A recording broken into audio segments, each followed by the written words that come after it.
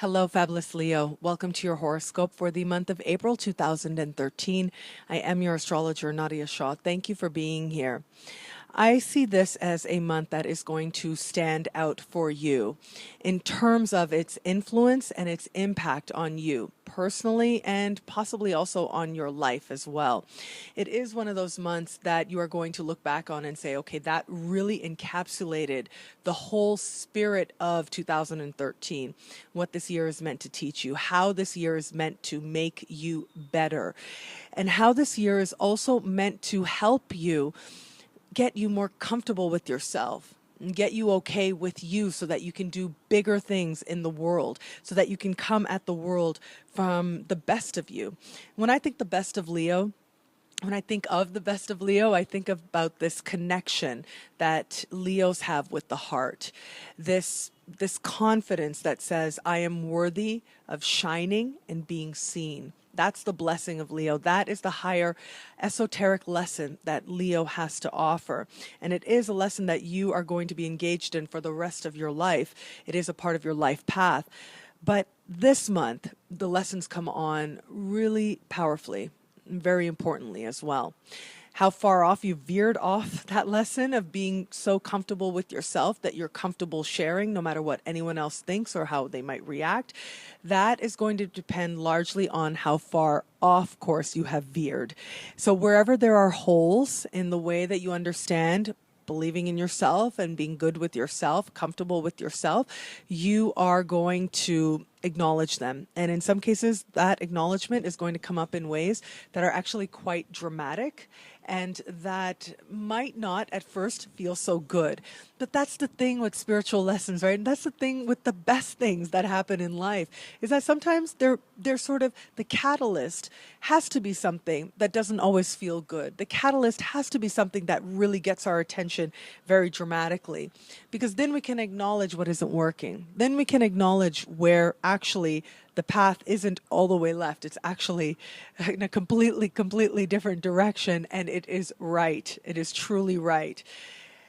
What I also see for you, especially at the beginning of the month and in the middle of the month as well, is this idea of you getting a glimpse into how it is that your beliefs have actually created a situation. So I am seeing that there's at least one specific situation which may serve as a symbol for a larger set of beliefs that you have within yourself, an understanding. And now I'm seeing this as very meta. So I'm seeing this as, whether it's a philosophical orientation or a values thing or a religious ideals thing, it's big. Okay. So this isn't necessarily some small belief that you have.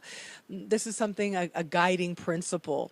And you shed new light on this very principle. You shed light on yourself and understanding what it is that you've actually manifested based on a lot of the ways in which you have been coming at the world. So far, I've been talking about the spiritual, emotional lessons of this month, which I think is ultimately what the point of life is, which is why so much of my forecasts focus on those elements of the human experience.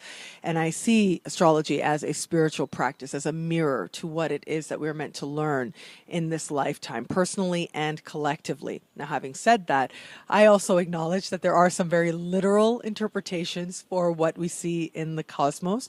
And for those of you who may not be or maybe are spiritually inclined, there are some literal ways that this can manifest. And I would say to you that the first 3 weeks of the month or so, there are going to be interactions with people who are of different belief systems.